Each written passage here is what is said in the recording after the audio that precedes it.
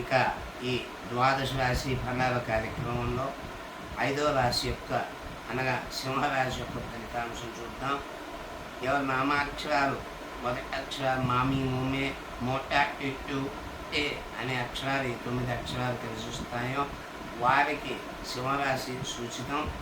వీరి ఆదాయం 11, వ్యయం కూడా 11, రాజపూజ్యం 3, అవమానం 6. ఈ రాశి వారికి యోగదాయకము, లాభదాయకంగానూ ఉండును. తలంచిన కార్యంలో జరుగును, జయం అవుతుంది. వృత్తి వ్యాపార వ్యవహారంలో ధనాదాయం బాగుంటుంది. అభివృద్ధి, శుభకార్యాలు కలిసొచ్చును. గృహ నిర్మాణాది కార్యక్రమంలో ప్రారంభించుట, వాహనంలో కొనుట తప్పనిసరి జరుగును. స్థిరాస్తిని వృద్ధి చేస్తారు. హోదాగల వ్యక్తులతో స్నేహలాభాలు, సేవాభావంతో పనిచేయుట, పెద్ద పెద్ద అధికారులతో కలిసి భోజనాది క్రియల సల్పుట, విందు వినోదాలలో కలిసి వచ్చును. సహాయ సహకారాలు మెండుగా అందే సూచనలు ఉన్నాయి.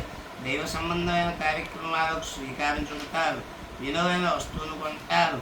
అన్ని రంగంలో వారికి లాభసాటిగా ఉంటుంది.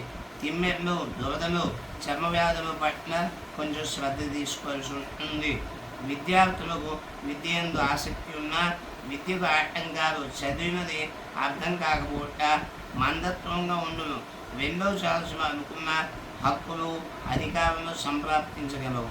ఉద్యోగస్తులకు పై అధికారులు అన్న ఒత్తిడి, ఇష్టం లేని ప్రదేశాలు బదిలీలు జరుగుట, కనుక మనస్థిమితం లేకపోవట కొంతకాలం నాకు కలవు.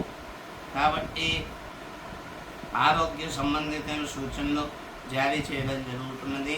ఆరోగ్యం జాగ్రత్త. వ్యవసాయదారులకు మొదటి పంట కన్నా 2వ పంట బాగా లాభిస్తున్నది. పెట్టుబడులు ఎక్కువను, రుణ బాధలు పూర్తిగా తెగవు. ఈ రాశివారు ఈ సంవత్సరం శనికి, కేతువులకు జపదానాలు, వెంకటేశ్వర స్వామి కళ్యాణం లేదా ఆంజనేయ స్వామి, అయ్యప్ప వారిని దీక్ష భూమి వారికి తగు పూజలు, హోమాలు జరిపించి లబ్ధిని పొందేదురు దాకా.